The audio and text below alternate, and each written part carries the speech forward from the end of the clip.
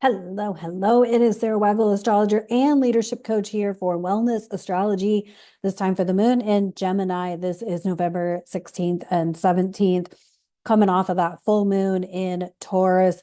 Housekeeping things, please hit the like button. Drop me a comment. How was the full moon for you? What was your experience? How did it feel? What are you feeling coming off of it? This is a very chatty weekend, so drop a comment. Let's get chatty.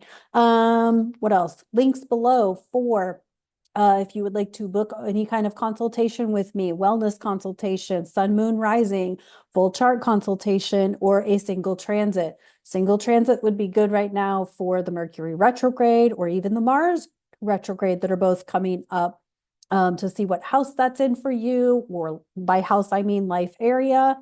So those are available. Of course, there's also the podcast, Hearts Unleashed podcast. I was a guest on. That link is below if you would like to tune into that. Remember that the countdown will be coming up in the early part of next year. So I always like to promote my own episodes so I can stay on the top 20. Um, what else? I think the Buy Me a Coffee link is broken. I need to fix that, and I apologize for that. What else is down there? The Awakening Spirit Collective, where I am now doing a weekly astrology overview. So if you're interested in that, and there are other practitioners, we also have a monthly chat, like Zoom meeting. So if you're interested in being supported that way, that is available as well. So, okay. And of course, my usual disclaimer, none of what I am about to say is medical, legal, or financial advice. I'm an astrologer reading astrology charts. Okay. I'm trying to get better at making sure I put all that in at the beginning, because I always forget to tell you and remind you that those things are available. But of course, biggest thing, likes, comments, shares, all of those things, super helpful, super lovely to wake up to, or just to, get those notifications. But I also just appreciate you guys being here. Glad that you're finding my content to be helpful. If you're new to me, welcome. I know I got a lot of new people. So thank you so much for tuning in. And let's get into this. Okay, so this is the moon in Gemini. This is this weekend. So happy weekend. Happy weekend before before the big changes start. That full moon was almost a catapult into the next. And so there's a lot of chitty chatter going on this weekend with this moon in Gemini. That being said, Mercury is in his pre-retrograde shadow. Mars is in his pre-retrograde shadow. And Pluto is days away from Aquarius. So we feel in some shifty shift. And so here's what I'm gonna say. Be attentive to your intuition. Be attentive to when your body, when your mind, when you're hearing like that little ping that's like, get offline, close your phone, go do something, get grounded. We don't have a lot of earth support right now. So getting outside, really intentionally getting outside. I know I'm working on trying to make that a priority as well. And I'm in the Midwest where it's been cloudy for like a week. And it's getting colder, so it's not getting as fun to go outside. So yeah, I'm totally right there too. So, all right, what else we got going on? Saturn's direct. Thank God. Hallelujah. We can all thank God that Saturn went direct before the full moon peaked. That is kind of significant because the full moon, it was like clearing some space, and Saturn direct. So that's a good thing. We do have, did Mercury oppose Jupiter? I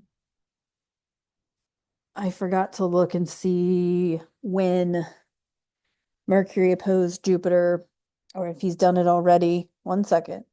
16 and almost a couple days away. But Mercury opposed Jupiter. So this Mercury Jupiter being Mercury in Sag, which is Jupiter's sign, and Jupiter being in Gemini, which is Mercury's sign. This is going to be a significant axis to pay attention to, particularly once we get into Sagittarius season in just a few days, and we have a Mercury retrograde. And so they're going to be in opposition. They're also going to have some conversations with Saturn over in Pisces. And so that means we will have conversations between a fire sign and a fire sign, an air sign, and a water sign, but there's nothing in Virgo to balance that out or to ground us. So we're going to need to be responsible for getting grounded. And that's where that Saturn comes into play, because while Saturn's in a water sign, Saturn's there to remind us you've got to be responsible. You have to be responsible for taking care of yourself. You've got to be responsible. So I feel like that's where it maybe I'm not, how do I say this? Like in a receptive way. I think it's important to acknowledge and understand that just because things may be investigated or explored, it's kind of like, don't take it as something is anti or against, but more just open to the conversation that things aren't as they seem, right? I feel like we've got this contrast going on of there's just a contrast going on because there's this limited open-mindedness. And it's okay, right? I used to be super opinionated and not open to hearing different things until my body told me otherwise. But what I'm saying here is that with Mercury and Jupiter where they are, and the conversations that they're going to have, not only with Mercury currently direct, but in his shadow, but then Mercury is going to retrograde, cross that Jupiter, oppose that Jupiter again, and then direct and oppose that Jupiter again. There's going to be these conversations about like being open to hearing from an opposition, somebody who has a differing opinion from you. And we're definitely going to get into this more with Pluto and Aquarius, because I'm sorry, it's not going to work for everybody to be like, well, that they hate me and they hate me. It's not going to work. We're going to have to find a way to come together in a united way and acknowledge that you have a different opinion than me, but I still support you. I still love you. I still think you're cool. I still can have nerd out conversations with you, even though we don't have to agree on everything. If we all agreed on everything, we'd be the fucking Borg. Y'all want to be the Borg? I don't think y'all want to be the Borg. We don't want to assimilate. We don't want to be, we don't want to be Borg. Trust me, you don't want to be Borg. Borg works as a collective and they can't operate. Y'all need to go watch Star Trek Next Gen. The episode is called I, Borg. And it's the episode where they disconnect Hugh from the collective, and Hugh doesn't know how to handle anything because he doesn't have the voices of the collective to tell him what to think or what to do. We don't want that. We all want to be able to critically think, make our own decisions. And I want you to think about this in terms of what would happen if we didn't have social media or even the news media or propaganda and that shit to tell you what's right and what's wrong. What if you just had to come up with that on your own? I I'm telling you, a past life I was in the like 19th century. I had to have been, because I love that era of time. And I think that's largely because I don't think of anything further back than that. And I think that's largely because I've really never left the US in this lifetime. It doesn't mean that it won't happen. It means that it has not happened. So I don't have like a concept of anything prior to the 19th century. um, Character flaw, maybe. I don't know. Anyway, but my point here is that it's a time to open ourselves up to hearing from all sides, right? It's a time to have your mind, check your emotions, because emotional reactivity doesn't allow for a critically thinking conversation. And so as we're moving through the next stretch of time, your capability of having a critical thinking conversation versus an emotionally reactive conversation is going to be important. So take that as you may. I have to say, moving forward, the astrology is going to get really painful if you stay closed-minded, if you stay unavailable to differing opinions. and acknowledging that that person can have a different opinion or that group of people can have a different opinion than you. That doesn't mean that they dislike you or that they wish ill harm upon you. None of that. They just have a different opinion, right? And that's where we can get into like, somebody's like anti-pharma. Maybe somebody's not anti-pharma, but they certainly don't have it in their life. It doesn't make it wrong for you to have it, right? Okay. So anyway, this weekend could be super chitty chatty. It could be super loud. So if you are somebody who does not like chitty chatty, who kind of shuts down when things get too overstimulating, this could be a good time to disconnect. It could be a good time to go camping, that kind of thing. So you can really connect in with yourself, and allow yourself to be open and to receive what's coming, because what's coming is like super beautiful. Um, when we are all able to see it as being beautiful. And I don't think we're all there yet. And I acknowledge that. And it's one of those like center yourself and tune into your own inner authority and inner ability to process information. So it's a lot. I get it. I'm here for it though. Like I'm serious. Like I've seen headlines in the last couple of days that I'm just like fucking finally, right? We're finally going to see some changes that we've needed, particularly in the United States, we've needed for a long time. And I know that, and the question is like, why would people be upset or hurt that things are changing like we wanted them to change? We've been talking about like nutritionally speaking, I'm just going to speak into that, like, like color dyes in our food and preservatives and artificial ingredients and things like that. So why would people be upset because that's changing or it's being investigated? Because it's destabilizing their world. Think about it like this, okay? When I was a vegan, yes, I was a vegan. At one point when I was a vegan, like I thought I literally treated people differently who ate meat, because how dare you eat meat, right? How dare you consume animal products, right? So I had this like rigid attitude that everybody should want to try being vegan because we're hurting animals, right? But there is a conscious way of hunting. There is a conscious way of consuming animal products, right? And if you follow the right type of people who are hunting for sustainability, like that kind of shifted my world around. It was Cameron Haynes on the Joe Rogan podcast. There you go. And I now follow Cameron. I've read Cameron's book. Highly recommend, by the way. But it's kind of like we get into that rigid, well, I'm vegan and everybody needs to understand that I'm vegan. But what I came to realize was that me being vegan and being uncompassionate to people who continued to eat meat and weren't open to being vegan, that actually cut me off from a lot of people. And so that's kind of where I'm going with this. It's like, we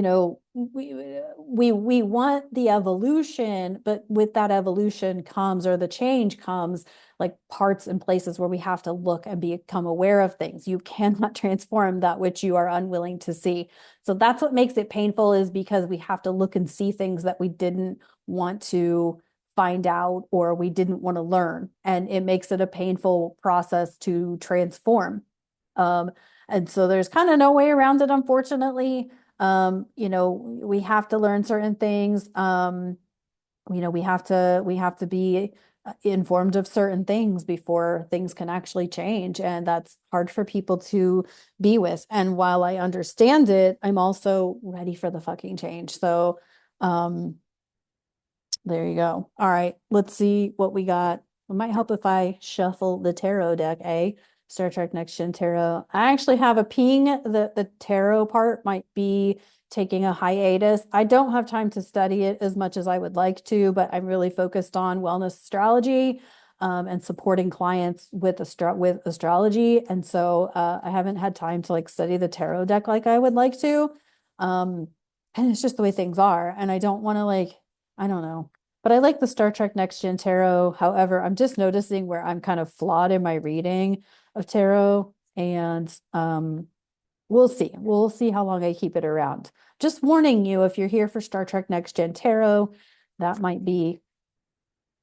I just had cards. See, I just had cards slip completely out of my hand. That being said, if you don't like Star Trek Next Gen Tarot, you're probably like, hooray.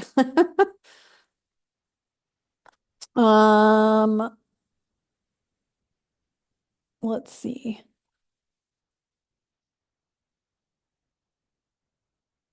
Well, the Devil in Reverse was the card that was, there's a card on the floor. Let's see if I can find the card that went on the floor. But the Devil in Reverse, we've had this one a lot lately. This is sort of that, what maybe uh what's the term I'm looking for? Things may be revealed that we don't want to know. So we kind of hold ourselves back from learning because we think that, like, you can literally be like,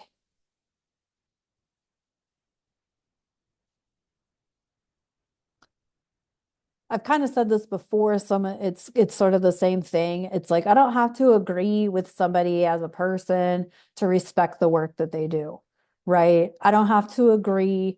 In some cases, yes, there are times when we all kind of like, I don't agree with that person. I'm not going to support their business. Okay. Like we all kind of move through that. But you can respect somebody's work and not like them. And I feel like this is it. You can not like a person and still respect that they are doing something that is good, that's needed, that's necessary, right? Um, yeah. All right. I can't find the card that fell. I usually can find it with my feet, but I can't find it in this moment. So we're gonna assume that that card didn't want to be drawn today. All right, and then we got the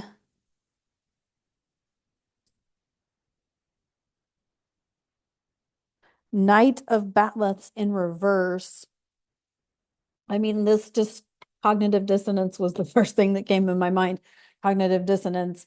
It's hearing things that you don't want to hear. It's not wanting to believe what you're hearing, right? It's, like with all the information coming out and things being revealed, um, it's not wanting to believe that that's true.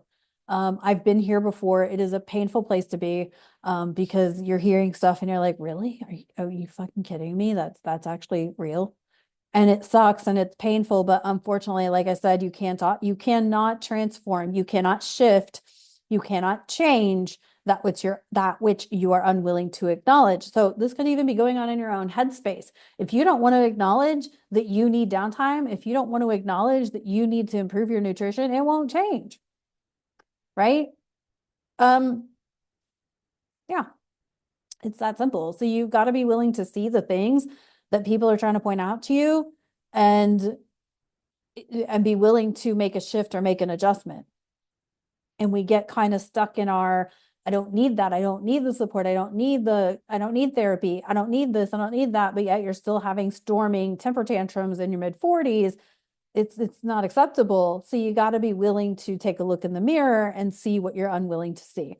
Cognitive dissonance. You don't want to believe that this is happening. You don't want to believe that you actually look, like a toddler throwing a temper tantrum. I'm not dissing temper tantrums. Y'all know I've thrown temper tantrums, but I do it in a safe way. I do it in a safe space, right? I do it when I know I can be well supported or at least acknowledged for having a temper tantrum, right? Because we all have them. We're adult, we're children, we're big kids, basically. All right, let's see what's up with the Dark Magic Magick deck. I am not keeping this deck for Sagittarius season, I have decided. I will bring it back for Aquarius season because I like it. I think it is a really good deck. I really like this deck a lot. But I'm not keeping it for Sag because I think Sag, we need to find some different things to look at. So just looking at the astrology. Yes, I do choose the deck based on the vibes. So, and I'm saying Aquarius season that'll bring it back. And that means that by Aquarius season, I could actually change my mind. But I hope you've enjoyed the Dark Magic deck as much as I have. We have Pure. Um, Honor your energy. Well, I couldn't have said it better myself. Moon and Gemini, info overload. We're all going to have to be attentive to our information, our entertainment, our what we watch, what we read, what we listen to, all these things, are going to be important. You're going to need to learn how to honor your energy. You're going to, if you're, because the reality is that there's opportunity in all of what's coming. There's opportunity, but if you're, and I'm guilty. Okay. I've been scrolling way too much this week. So I'm totally right there. I'm totally guilty of it. But so I had to like wake up today and be like, look at my screen time and be like, oh shit, damn, that's not what I wanted to be doing. Um, because there's opportunity. There's opportunity to continue to get things done. There's opportunity to continue to move forward. It might be slow because of Mercury and Mars in retrograde. It might be slow because it's going to be a slow start with Pluto and Aquarius once it happens on the 19th, but there's opportunity and prepare yourself. This is honoring your energy so that you can prepare yourself for a lot of change as soon as we hit January, but it's going to be slow going. So be patient, which is hard for a lot of us, and honor yourself, honor your energy, honor what food you're eating, honor what you're processing, what you're taking in. Consumption is bringing something into your body, whether it is information, food, beverage, smoke, otherwise, right? Honor what you're bringing into your body. And yeah, all right. That's what I got for this moon in Gemini. Thank y'all so much for being here. I really appreciate you. Once again, please click the like button, drop a comment. And again, if you would like to get a consultation with me, wellness astrology consultation, sun, moon, rising, full chart consultation. I do plan to upgrade my packages, but I can't really put a finger on when that's going to be right now. I've been looking at my own astrology to see when that's going to happen, but I feel like right now they're going to stay where they're at because just where I am and what I want to do moving forward. So my packages won't change, but I'm hoping, praying, fingers crossed. I'm working on some projects in the background besides just the books. I actually have other stuff going on too that I'm hoping will manifest in 2025. So anyway, thank you for tuning in. I'll talk to y'all next time. Have a great weekend.